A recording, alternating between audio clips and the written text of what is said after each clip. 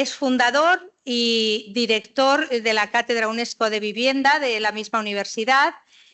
Ha participado en la elaboración de varias normas, en concreto de 5, que yo sepa, hasta donde yo sé. Ha sido también asesor para la implementación de políticas de vivienda en Europa. Ha actuado como asesor del ministro alemán durante su presidencia europea en estos temas. Es autor de numerosos libros, publicaciones, investigador en 50 proyectos de investigación, de los cuales ha liderado al menos 17.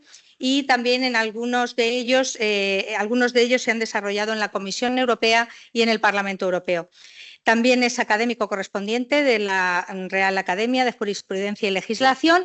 Va a comenzar su ponencia de crisis de la vivienda, desprotección de la propiedad privada y Constitución, aunque yo podría estar hablando de su currículum y sus méritos en este ámbito, ya digo, todo el tiempo que hemos concedido a Sergio Nassarre para su exposición. Cuando quieras. Bueno, pues muchísimas gracias a Carmen, Ana, Juliana, Pilar, ¿no?, por organizar el curso, por la coordinación. Es fantástico estar aquí hoy. Me encanta volver a Toledo. Cuando puedo me escapo con la familia para que disfruten de vuestra ciudad. Y la verdad que es una maravilla estar aquí con todos vosotros. Al profesor Carrasco, por supuesto, que no sé si está por aquí, que no lo había visto, pero sí, pues lo mismo, ¿no? Nos conocemos desde hace muchos años también. Bueno, claro, en 30 minutos explicar el tema de la vivienda es muy complicado, ¿no? Entonces, eso nos obliga un poco a seleccionar. Vosotros ya me habéis marcado un poco el ámbito, ¿no? La desprotección de la propiedad privada de la Constitución y el tema de la vivienda, y nos centraremos un poquito en estas cuestiones. Luego sí que me gustaría hacer una referencia de nuestro contexto europeo, es decir, cómo estamos, es decir, si estamos tan mal como parece, ¿no? Pues yo agradezco mucho las presentaciones al principio, comparto la mayor parte de lo que han comentado el profesor Carrasco y el decano de los notarios, porque lo que han dicho es de sentido común, como decían muy bien, por lo tanto me parece súper razonable. Y básicamente va a ser esto, ¿no? Claro, los temas que había previsto son... No sé si funciona así. Bueno, estos son los proyectos de investigación en los que hemos estado los últimos 12 años, ¿no? Muchos son sobre desahucios, sinhogarismo, economía colaborativa, bueno, etcétera, alquileres, ¿no? Y por lo tanto, lo que les voy a explicar en tan pocos minutos es las conclusiones un poco de todos esos trabajos de tantos años, ¿no? Esto va un poquito lento, ¿no? A ver, ahora. Bueno, voy a explicar muchas cosas, pero empezaremos con la propaganda, la realidad, y luego algunos aspectos que influyen directamente en el tema de la vivienda y en la propiedad privada, etcétera, etcétera, ¿no? La primera cosa que les quería compartir es que después de esos años que comentaban antes del boom inmobiliario, decía el señor notario que se veía muy bien, la mayoría de gente de esta sala no vivía entonces, o era un concepto de la mente de sus padres, básicamente. Bueno, nosotros sí que lo vivimos, y efectivamente en una época, bueno, de fuegos artificiales, y de repente llegó la crisis financiera mundial. En mi último libro, los años de la crisis de la vivienda, allí explico que no fue especialmente culpa nuestra. Es una crisis financiera que vino de Estados Unidos, que se transmitió como correa, digamos, financiera a través de los grandes bancos británicos, franceses y alemanes, e impactó finalmente a los bancos españoles y en general a todos los periféricos, afectando una crisis de liquidez, básicamente. Digamos que nosotros no hicimos nada especialmente mal. Pero la primera premisa que hubo es: vamos a buscar un culpable, alguien digamos, a quien atribuir las culpas de todo lo que está pasando, y se atribuyó a la propiedad privada. Por lo tanto, lo primero que se dijo es: la nueva política de vivienda, si es que alguna vez había existido alguna, es que, sobre todo, que los pobres no puedan comprar. Porque realmente luego, cuando les das la hipoteca, luego impagan, luego hay que desahuciarlos, luego te la lían en la calle con los scratches, etcétera, etcétera. Por lo tanto, no queremos nada de todo esto. Y por lo tanto, vamos a decir, no lo vamos a decir así, porque no puedes hacer una ley diciendo pues, que la gente más humilde no puede comprar, pero vamos a hacer todo lo posible para que no compre. Y por lo tanto, toda la normativa de los últimos 17 años ha sido así. Esto es una política que ha venido tanto a nivel español como a nivel europeo, pero podríamos decir que en países donde tienen mercados de alquiler muy amplios, con mucha oferta, muy variados, muy maduros, bueno, pues uno puede escoger ahí, bueno, pues decir, vale, pues muy bien, no puedo comprar, pero puedo ir de alquiler y puedo tener opciones, por lo menos. Claro, esto ha sido realmente el desastre para los países periféricos. Ha sido un desastre pues para España, para Portugal, para Malta, para Italia, para Grecia, para Chipre y a todos los países de la Europa del Este, diciéndoles, bueno, básicamente, vosotros iros a un mercado que no existe o es muy caro o es muy precario. Un poco el profesor Carrasco ya lo estaba explicando muy bien, porque en estos últimos años, con las políticas que se han hecho, ya directamente ya no se está hablando de alquilar pisos enteros, sino de alquilar habitaciones. Por lo tanto, entonces dice, vale, muy bien, pues no hay propiedad privada, vamos a buscar alternativas. Vivienda social. El problema de vivienda social o la vivienda pública, lo explicaba muy bien el señor notario, es que solamente existe cuando la economía va muy bien. Porque el Estado tiene muchos ingresos, tiene muchos excedentes y una parte, aunque sea solamente un 0,3, pues es mucho dinero y por lo tanto lo puede invertir en vivienda pública. Si siguen invirtiendo un 0,3 con los ingresos que tiene el Estado ahora tan bajitos, lo que tienes como resultado es muy poca vivienda pública nueva. Y, por lo tanto, lo único que ha hecho España es corroborar lo que la doctrina internacional ha dicho muchas veces, que es que la vivienda pública, la vivienda social, es cíclica, es decir, solamente existe cuando la economía va muy bien. Cuando la economía va muy mal no hay, que es cuando se necesita. Y cuando la economía va muy bien, se hace, pero cuidado, se hace en sitios que nadie quiere vivir o muy pocos quieren vivir y además no la quiere nadie, porque la gente está optando al apareado, está optando al chalet. Por lo tanto, no quieren saber nada de vivienda social o vivienda pública. Claro, y además hay que cuestionar un poco la mayor. ¿Es la vivienda pública, la vivienda social una solución? No hay mucho tiempo para desarrollar esta idea, pero bueno, créanme si quieren, la respuesta es no. No básicamente porque cuando uno hace mucha vivienda pública o mucha vivienda social, lo que hace es, siempre estamos hablando de vivienda pública de alquiler, social de alquiler, lo que es el modelo que además ahora escoge Europa. Europa, el martes que viene, aprueba su Affordable Housing Plan, el plan de vivienda asequible. Y por lo tanto y ya lo que se ve, he estado estos días leyendo los textos preliminares, va a seguir un modelo nórdico, que ya les avanzo ahora, para los últimos 5 minutos, que es mucho peor que el que tenemos en los países mediterráneos o incluso en los países de Europa del Este. Por lo tanto, ¿es vivienda social de alquiler una solución? No. El ejemplo está en Viena. En Viena, les pongo un ejemplo sencillo, en Viena es la ciudad de referencia, en que todo el mundo dice queremos el modelo vienés, etcétera, etcétera, donde el 60-65% de la población vive de alquiler social dependiente de su alcalde. ¿Eso qué quiere decir? Bueno, que mientras el alcalde sea el mismo, por lo menos el partido, pues usted tendrá casa. Cuando cambie, no. Resultado de esto, el mismo partido ha mandado en Viena en los últimos 100 años. No han cambiado de partido político porque tienen un parque de vivienda social muy fuerte. Es decir, ahí se ve claramente una correlación, y eso la doctrina local lo sabe perfectamente, entre libertad o democracia y dependencia del casero, que es tu alcalde. El modelo que comentaban el profesor Carrasco con el tema de la conversión del Sareb en esto de Casa 47 y el incremento permanente, ¿no? Y esa dependencia permanente de inquilinos sociales durante 75 años, que es lo que están proponiendo ahora, va en ese modelo. Es decir, mientras yo siga en el poder, tú tranquilo que tendrás casa. Si cambia el gobierno de alguna manera y alguien piensa que esto es una mala idea, pues igual te vas a la calle y dices, pues ningún problema, yo le sigo votando y así lo vamos solucionando. Exactamente lo mismo que pasa en Viena. Vivienda en propiedad, hemos dicho demonio, esto hay que retirarla, no puede ser, solamente tiene que ser para aquellos que la puedan pagar. Uy, pero es que entonces es que han aparecido fondos y gente que acumula viviendas. Muy bien, eso es.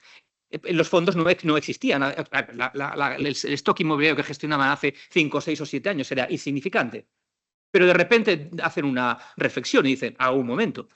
O sea que ustedes desde el año 2007, 2008, especialmente desde el 2009 y especialmente desde el 2013, y especialmente desde el 2019, no dejan comprar a las familias. Tranquilos, ya compro yo. Que le ponen dificultades a las familias que tienen que ir al notario y hacerle un examen allí de idoneidad, que si para arriba y para abajo, que usted no cumple, que no lo entiende, que no tiene la ratio, que no tiene el 20%, el 30%, el 33% ahorro de ingresos. Ningún problema. Yo sí. Y por lo tanto acumulo. Porque el problema de vivienda son los fondos. Los fondos habéis creado vosotros, no dejando a las familias comprar. Y de eso están muy orgullosos. El gráfico no se ve nada, ahí muy pequeñito, Pero en Bruselas están encantados. Estuve en un seminario en Bruselas, un proyecto europeo. Al final vino un comisario europeo, un francés. Estamos muy orgullosos de que realmente las familias ya en España no puedan comprar camisa rosa, corbata amarilla. Se puede imaginar un francés. A partir de ahí, estamos muy orgullosos que los pobres finalmente no puedan comprar. Y enseñan este gráfico, que no se ve. Pero básicamente lo que dice, ¿veis? Como ya hemos conseguido que... Y yo le levanté el brazo en público delante de las 100, 150 personas que había ahí. Digo, ¿ustedes saben lo que están haciendo? Con las reglas macroprudenciales, con la Directiva 2014-17, con la Ley 5-2019 en España. ¿Saben lo que están haciendo? Están impidiendo que la gente, que las familias ya del tercer quintil, por lo tanto, de la clase media hacia abajo, ninguna puede comprar. No sé si por la notaría le viene mucha gente de primera residencia. No aquellos que van a mejor o aquellos que van comprando una segunda o una tercera, sino gente joven que forma una familia y que por ingresos está en el tercer quintil para abajo. Esto está completamente fuera de juego.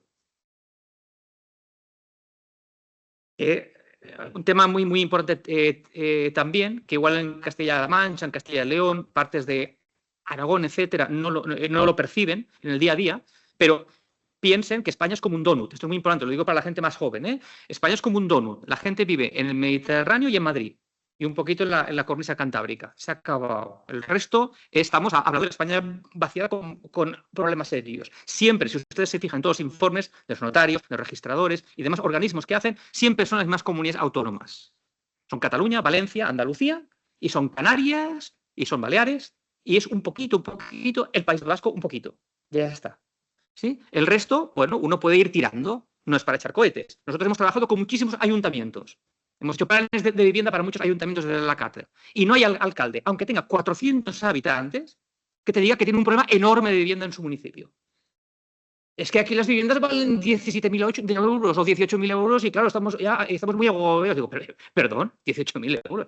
Digo, váyase a la capital de comarca. Hombre, es que allí es muy caro. Vamos a la capital de comarca. Uy, aquí 45.000, 46.000 ya. Digo, bueno, váyase a la capital de provincia. Hombre, aquí 200.000, 250.000. Hombre, váyase a Barcelona. Y váyase usted a Madrid. Y vaya usted a Londres. ¿Cómo que a Londres? A Londres. Váyase a Nueva York, a Hong Kong, a Singapur. Váyase usted a otros sitios y verá pues que no está tan mal. No sé cómo decir, ¿no? Cuando va a una fiesta con 5 guapos o 5 altos, dirá, hombre, es que usted es muy bajito o muy feo. Pero si todos con bajitos o todos con feos, pues usted no está tan mal, ¿no? Esa teoría de juegos, ¿no? Un poco, bueno.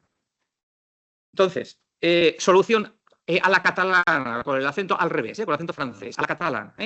Solución a la catalana, vamos a hacer colivings, la profesora Rodríguez luego explica los colivings, decreto 52-2020, en plena pandemia, ustedes se acuerdan, sitios espaciosos, salgan al campo, al campo no se podía, salgan a la terraza, bien, hacer un decreto, el 50-2020, que permite construir en Cataluña pisos de 24 metros cuadrados, más 6 metros cuadrados comunes, y eso le llaman coliving. Y desde aquel momento me llama un alto funcionario de Generalitat, digo, por favor, que alguien diga algo de que esto es sinhogarismo oculto. Están legalizando a la gente sin hogar. Esto es súper precario. ¿Pero qué es esto? Y los únicos que salimos a la palestra fuimos nosotros, desde la universidad, que ustedes saben, decía el señor notario antes, bueno, igual nos hace caso a alguien. Bueno, yo soy muy escéptico, llevo casi 30 años. Diciendo que esto es una vergüenza. Pues está en vigor. Propiedad compartida y temporal, creo que no tendremos tiempo hoy de explicar. Y el alquiler, desastre tras desastre, ¿no? Varias reformas fallidas, control de renta inconstitucional catalán, etcétera, etcétera. Bien, la propaganda y la paso rápido, ¿cuál era? Bueno, cualquier ley que se ha hecho, nosotros tenemos un artículo en la revista Crítica de Derecho Inmobiliario de 2022 donde demostramos que todas las, porque utilizamos el portal de transparencia, que todas las leyes de vivienda que se han hecho, que tienen que ver con la vivienda en España, importantes, y en Cataluña, todas están inventadas. No tienen ningún fundamento, ni económico ni académico. Ese artículo está online, ustedes lo pueden consultar, es de 2020 en la revista Crítica de Derecho Inmobiliario. ¿Cómo me di cuenta de esto? Bueno, porque las exposiciones de motivos la mayoría eran falsas. Estaban todas al revés. Estamos en un momento en que el alquiler es muy caro. Mirabas, digo, no, si es más barato. Estamos en un momento de crisis habitacional en toda España. Mentira, hay algunas comunidades autónomas, hay una ciudad en concreto. Y les digo, esto no puede ser que alguien haya hecho una ley en la exposición de motivos diciendo cosas falsas. Digo, vamos a preguntarlo. Digo, ¿en qué se han basado para hacer esta norma y decir estas cosas? Y la respuesta era, lo siento, no hay ningún trabajo ni académico ni económico para hacer esto. Por lo tanto, de aquellas lluvias estos lodos. Es decir, no podemos esperar mucha más cosa de gente que se inventa las leyes, tanto las españolas a nivel español como las catalanas. ¿Y cuál es la realidad? Pues no podía ser otra. Hemos perdido 7%, 7 puntos porcentuales de tasa de vivienda en propiedad en España. En 2007, en un momento que empezó la crisis financiera mundial, estábamos alrededor del 80% de propietarios. Y ahora estamos alrededor del 73%. Hemos perdido un 7% de tasa de vivienda en propiedad. Y ustedes pueden decir, da igual. Quiero ser libre y feliz viviendo de alquiler o en un coliving de 24 metros cuadrados. No me imponga usted cómo quiero vivir. No hay ningún problema. Porque el precio también sube. A cada norma, lo único que he hecho ahí, esto es de la Universidad Rey Juan Carlos, lo único que he hecho ahí es poner en la vertical las leyes claves que les mencionaba, y ver que después de cada ley baja la tasa de vivienda en propiedad y sube el precio de la vivienda en propiedad después de cada norma que han aprobado. Que el 11% de los compradores son personas jurídicas, que el 14% son extranjeros, que solamente el 51% de las compraventas son pisos de más de 80 metros cuadrados, que el 27% de compras lo hacen sin hipoteca. Todos estos son ejemplos. Estos eran tasas en el 2009. Ese 27% era un 4%. Por ejemplo. Esto corrobora lo que les decía al principio. Compra, el que no necesita hipotecas, compran quinto quintil, cuarto quintil, fondos ricos en general. Y acumulan propiedades. Y entonces ustedes pueden decir, bueno, da igual comprar que, digamos, las tenencias de la vivienda son neutras. Da igual comprar, que alquilar, que coliving, que cooperativas, que lo que sea. No es así.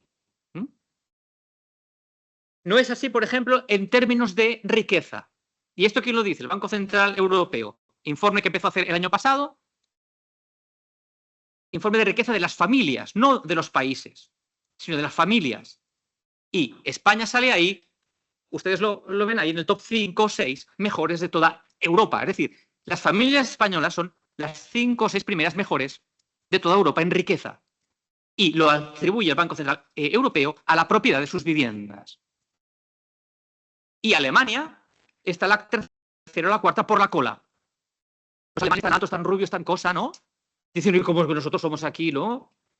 Los últimos, bueno, porque naturalmente tenéis un 55% de la población viviendo de alquiler. Oh, pero somos felices así. Bueno, los que son felices son los que compran, ¿no?, edificios enteros, ¿verdad? El ex ingeniero de la BMW, el ex ingeniero del Porsche, no del Porsche de la casa, el Porsche de los coches, el ingeniero de no sé qué, que se compra un edificio entero y coloca allí a todos los pobres y los tiene allí para su jubilación, que son los que ustedes ven por aquí, por Toledo, dando vueltas, todos colorados y tal, dando vueltas por todos sitios. O nosotros lo vemos en Tarragona con el velero y todo aquello. Estos son estos. Y por lo tanto tiene una sociedad muy desigual. Tiene una sociedad de ricos propietarios y de pobres inquilinos. Hacia donde nos quieren llevar tanto Europa, con el plan de vivienda asequible del próximo martes, como estas medidas que nos ha comentado el profesor Carrasco que están tomando estos días. Es decir, más hacia el alquiler, los pobres que no compren, tranquilos que ya iré comprando yo. Es decir, esa idea mágica de que si prohíbo a los pobres comprar, la propiedad privada desaparece es falsa. La propiedad privada cambia de manos. Y Waldstrom, un amigo de Piketty, un compañero de Piketty, Piketty ustedes saben que es el economista de cabecera de Yolanda Díaz, de toda la línea de la política de vivienda en España. Piketty es un economista francés y él dice que la Revolución Francesa fue un fraude, el Código Civil fue un fraude y que realmente la riqueza no llegó a las familias. Y lo demuestra a lo largo de un libro que tiene de hace un par o tres de años, que se llama Sobre la igualdad, algo así. Se lee muy bien, se lo recomiendo. Entonces uno acaba el libro y dice, oye, pues yo quiero lo que dice él, que en todas las fábricas, en todos sitios haya todas las minorías. Los que tenemos gafas, los bajitos, los calvos, todos tienen que haber unas minorías, todo en cada una de las empresas públicas, privadas, aquí en la sala, que ve una poca diversidad yo en esta sala. Bueno, él defiende que hay diversidad en todas partes. ¿Sí? Pero su amigo Waldstrom, que trabajó con él para ese libro y para esas investigaciones que hizo, dice, mi compañero Piketty no dice toda la verdad, porque lo que descubrimos fue que la desigualdad se palía distribuyendo la propiedad lo máximo posible entre las familias. sobre todo la propiedad privada de las viviendas. Y lo demuestra a lo largo de un estudio de 150 años y llega a este esquema, a uno de ellos, a uno de los gráficos, este es uno de ellos, en el cual los países más desiguales, que están en la parte de arriba, en un recuadro rojo, ustedes no sé si de ahí lo pueden leer bien, pero son todos los países nórdicos. Los Países Bajos, Suecia, Reino Unido, Noruega, Estonia, Alemania y Austria. Todos esos países son más desiguales entre ellos. Y todos los países donde las familias y las personas son más iguales, somos todos los demás. ¿Se acuerdan que nos llamaban pigs? Cerdos. ¿Se acuerdan, Los jóvenes no sé, pero es bueno acordarse. Los de arriba nos llamaban pigs a los de abajo. ¿Sí? A los que tenemos unas familias más iguales. Y llega a afirmar que si Alemania tuviese la tasa de vivienda en propiedad que tiene España, se reduciría un 20% su desigualdad en el índice Gini. Por tanto, si la idea es acercarnos hacia la igualdad real de las personas, no solamente la igualdad liberal, que no te discriminen, ahí tienen una solución. En los alquileres ha pasado igual. En cada ley que han hecho ha subido el precio, ha bajado la oferta y estamos en el peor momento de los últimos 17 años. El control de renta, luego hay una conferencia sobre el control de renta en Cataluña, no haré mucho esfuerzo, pero supongo que habrán detectado un truco que han hecho. ¿Se acuerdan que en marzo de este año hubo esta reunión que les he puesto aquí entre la ministra, el alcalde de Barcelona, etcétera, etcétera, diciendo que el control de renta funcionaba porque había bajado? No era cierto que había bajado. Había bajado el alquiler medio en Cataluña, pero no había bajado los euros por metro cuadrado en la ciudad de Barcelona, que es lo único que se publica. ¿Y cómo es posible que bajan los euros por metro cuadrado de la renta con el control de renta y que el alquiler medio baje? Bueno, básicamente porque las viviendas que se alquilan son cada vez más pequeñitas. Y por lo tanto han pasado de viviendas antes del control de renta de 75 metros cuadrados a viviendas de 71 metros cuadrados. Y cualquier cosa que multipliques por 4 o menos, pues te sale siempre menos. Bueno, y ahora que ha vuelto a subir incluso el medio, acaba de subir el medio otra vez en el último trimestre, ahora ya no hay foto. Dice el control de renta funciona. El control de renta no funciona en ningún sitio. Supongo que lo escucharemos luego.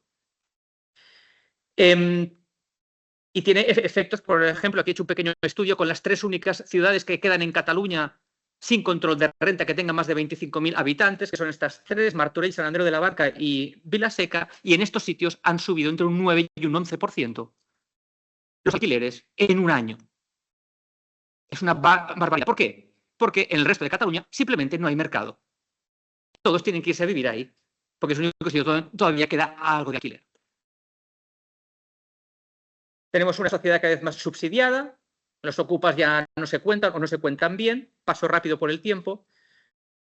Y quería llegar a esto de las últimas 3 anuncios, ¿no? La Casa 47, lo voy a leer un ratito solo. La Casa 47, como está todo en internet, no voy a explicar los detalles, pero básicamente les voy a lanzar las siguientes preguntas, ¿no? Se las lanzo ahora, ¿no? Básicamente esto es una especie de API público, de promoción y de gestión de vivienda en alquiler, que hemos dicho para esos alquileres de 75 años, etcétera, etcétera, con prórrogas de 7 años, etcétera, ¿no? Tal como lo pintan, es decir, que la renta no pueda superar el 30% de la renta media, etcétera, etcétera. Mi primera pregunta es ¿quién va a promover todo esto? ¿Quién se va a lanzar a hacer todo esto? Porque el Estado no tiene capacidad física de promover estas cosas. ¿Será sostenible en el tiempo? El profesor Carrasco ha comentado que Madrid en su momento se deshizo de su parque público de alquiler porque era carísimo de mantener, y lo es. También lo hizo el País Vasco y también lo hizo Cataluña. Y el País Vasco aún mantiene cierto stock de vivienda pública en alquiler porque tiene el tratamiento especial fiscal y por lo tanto se queda con muchos de sus recursos, pero a mí me han confesado muchas veces que aquello es un pozo sin fondo. Y cuando me los encuentro fuera del País Vasco y van predicando su ejemplo, digamos, su modalidad de alocavide, etcétera, les digo, o lo decís vosotros, que hacéis esto gracias al consorcio, o sea, al tratamiento fiscal favorable, o lo voy a decir yo. pero no vayáis predicando esto en Canarias, no vayáis predicando esto en Andalucía, no vayáis predicando esto en Cataluña o en Castilla, ¿sí? Porque ahí no lo tenemos y no podemos permitir lanzar dinero ahí sin parar, porque el mantenimiento de ese parque es inmenso. En Dinamarca, por ejemplo, donde ese parque alcanza el 30-35% del stock inmobiliario, tienen desahucios de 36 días. No 36 meses, 36 días. El desahucio más rápido de Europa. ¿Por qué? Dice, porque nosotros no podemos justificar ante los ciudadanos que si les quitamos tanta cantidad de impuestos para mantener este stock inmenso de pérdida permanente de dinero público, aquel que le decimos que solamente pague un 50 euros, 80 euros, en lugar de pagar los 1.000 o 1.200 euros, los tiene que pagar. Y si no, a 36 días se va a la calle. Por lo tanto, mi siguiente pregunta para Casa 47 es, ¿realmente van a sacar a la gente que no va a pagar ni siquiera el alquiler público que les van a poner? ¿Van a ponerse a desahuciar a la gente?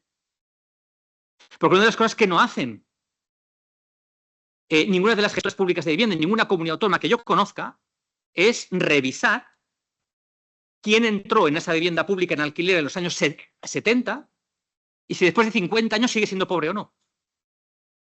Yo lo he preguntado muchas veces. Dice, esto no lo hacemos. ¿Para qué? Yo, ¿cómo que para qué? Como mínimo cada 2 años. Cuando uno dice, es que hay poca vivienda pública, la vivienda pública se acaba, digamos, nunca se acaba. Siempre hace falta. Si ofrecen 1.000, el 1.001 protestará. Si ofrecen 10.000, el 10.001 protestará. El tema, sobre todo, es cómo se gestiona, quién hay dentro, dónde está, cómo está. Esto no sabemos nada. De la cantidad de viviendas que están poniendo en Casa 47, muchas vienen del Sareb, muchas están ocupadas en mal estado, en sitios donde nadie quiere vivir. Por lo tanto, hay muchas más cosas, el Skiunes, hay muchísimas cosas, ¿no? Bueno, por el tiempo me decía el profesor Carrasco, no me quiero hacer pesado hoy, quería explicar algo de Europa y acabaré con un mapa, solamente un mapa, no explico nada de esto. Vamos a un mapa. Es lo último que le explico.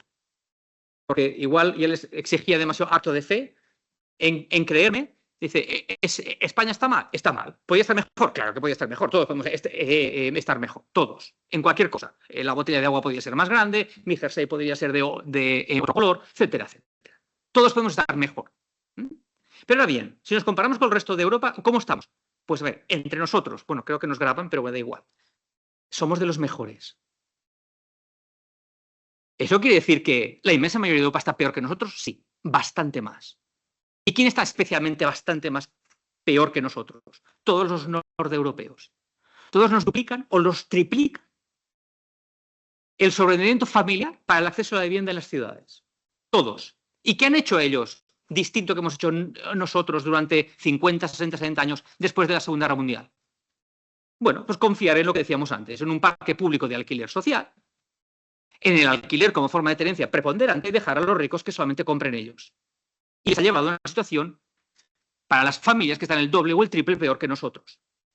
Nosotros somos el país que más tiene pisos, por lo tanto, que más compartimos el espacio urbano, es un espacio urbano muy democrático, porque vivimos en un mismo solar, 40, 50 familias, en vertical, ellos viven 2 en una casita de chocolate, en Ámsterdam, y luego viven en Randstad, ¿no? Decía el profesor Carrasco, pues para Madrid, pues el Randstad, esa súper urbe que hay en los Países Bajos, aglutinando a 8 ciudades. Todo el mundo está viviendo a las afueras de allí y les hacen ir en bici porque las carreteras ya nos dan más de sí. Es un país muy pequeño, muy sencillo, ¿no? Entonces, ya en bicicleta, ¿veis que son muy verdes? No, es que no caben. Están todos fuera de la ciudad, tienen que ir a trabajar al centro de la ciudad, no pueden ir todos en coche, imposible. Pero así salvan el planeta, perfecto. Búsquete la excusa que tú quieras, pero van en bici porque viven todos fuera del núcleo de la ciudad y tienen que ir a trabajar a la ciudad. Muchas acaban en el canal, ¿no? En esas noches oscuras, ¿no? Y también porque es llano. Pero llueve mucho, van todos mojados, todos van mojados todo el día. Y aquí tienen ustedes, todos estos países que cumplimos esta norma de propiedad privada muy distribuida, viviendo más en pisos. Somos los países con una vivienda más asequible. En cambio, aquellos países donde se vive menos en pisos y la propiedad privada está más concentrada en menos manos, la vivienda es mucho más cara y mucho más inasequible para las familias. Tienes todos en rojo arriba y en verde abajo y en amarillo, pachín pacham. Y solamente para que descansen regulín esta noche, ¿vale? Les voy a poner una frase de ese plan de vivienda de Europa del próximo martes, que quiero que lo lean ustedes para que luego no me van a creer, ¿no? Esta es una de las recomendaciones que hace el grupo de expertos de vivienda, que es un antecedente del plan de vivienda que van a hacer en Europa. Y dice, los políticos deberían crear oportunidades para desincentivar las viviendas vacías o infrautilizadas y animar a los individuos que vivan en pisos grandes que se muevan a pisos más pequeños. Es decir, cuando hablamos de la función social de la propiedad, que eso daría para otra historia, es esto. Es que, y esto yo lo decía hace ya muchos años, cuando se aprueban los artículos 10 y 11 de la ley de vivienda, es esto. Es el control de renta, pero eso solamente es el aperitivo, las olivas. ¿Sí? Ahora viene lo interesante. Es que su casa hemos visto que es muy grande. Y son muy pocos. ¿Dónde lo pone esto? ¿El catastro? ¿En el registro? ¿Todos sitios aparece eso? Muy mal, muy mal. Eso no es intolerable cuando hay gente que le hace falta casa y usted tiene una casa muy grande. Lo que dice Europa es que que cada país incentive, ¿no? O más bien desincentive, ¿no? ¿Y quién van a ser esos? Lo ponen al final. Dice, especialmente para la gente mayor, que a veces ocupan espacios demasiado grandes. Y hay que incentivarlos para que vayan a su tamaño correcto. Y lo ponen entre comillas. Por lo tanto, vean ustedes que siempre se puede ir a peor. Muchas gracias.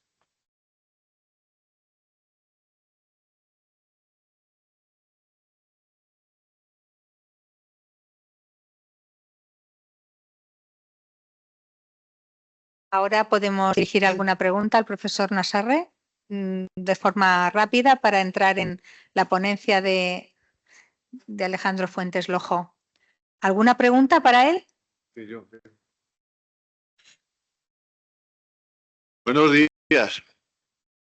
A mí me gustaría saber cómo estos burócratas de Bruselas quieren impartir clases de urbanismo homologando Holanda, que solamente tiene mar y Alemania, a España, que tenemos una Castilla sin alicatar, y establecer las mismas soluciones. Me cuesta mucho entenderlo.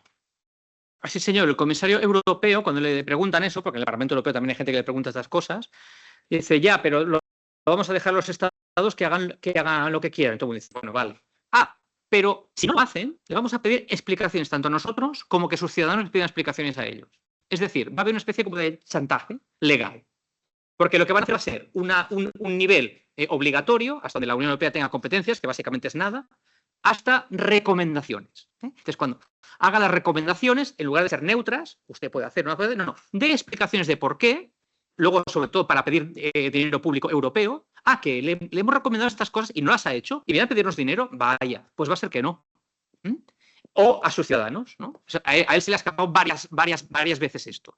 Por lo tanto, efectivamente, lo que están haciendo es buscar. O sea, están hablando de problemas nórdicos, hay muchos ejemplos en los documentos previos al plan de vivienda asequible que hablan de problemas nórdicos, esencialmente nórdicos, que a nosotros nos dan igual, ¿no? Y en cambio, pues no habla de, mira, justamente de la España vaciada, de la Francia vaciada, de la Alemania vaciada o de la Italia vaciada, no habla. Sí que habla, por ejemplo, de la insularidad, pero en cambio no le dan, sobre todo para Canarias y Baleares es muy importante, Malta ya lo solucionó en 2004, pero bueno, eso por ejemplo sí que está, pero sí que realmente están pensando efectivamente en políticas nórdicas que además han sido las más fracasadas.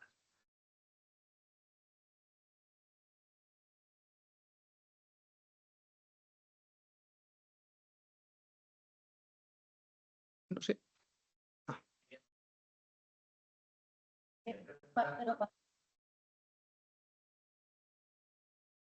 Quería preguntar cuántos años estima usted que todavía va a estar esta crisis de acceso a la vivienda.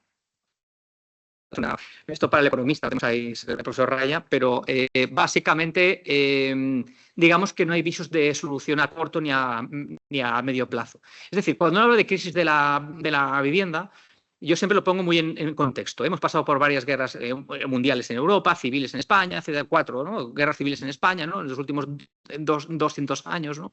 Entonces, ha habido crisis mucho más graves, ¿no? Que esta. Y como le he dicho, no estamos tan mal en relación al resto de Europa, pero si persistimos en políticas al estilo norte-europeo, van a ir a peor. Es decir, todo el tema del control de renta, todo esto que quieren hacer ahora de la Casa 47, el aval para limpar por los inquiocupas, la protección de los ocupas en la ley de vivienda, este tipo de cosas no hacen más que ir a peor. Por lo tanto, Ahora lo único que hacemos es retrasar la llegada de la recuperación. Cuando me preguntaron en el Congreso de Diputados el año pasado, hacia octubre más o menos, que recomendaba, digo, pues paren de hacer leyes. Porque a cada ley que hacen sube el pan. Entonces digo, lo primero que pueden hacer es parar de hacer nada. Y luego ya, si acaso, pues ya no sé. Es decir, o sea, por lo menos volver a la situación pre-ley de vivienda.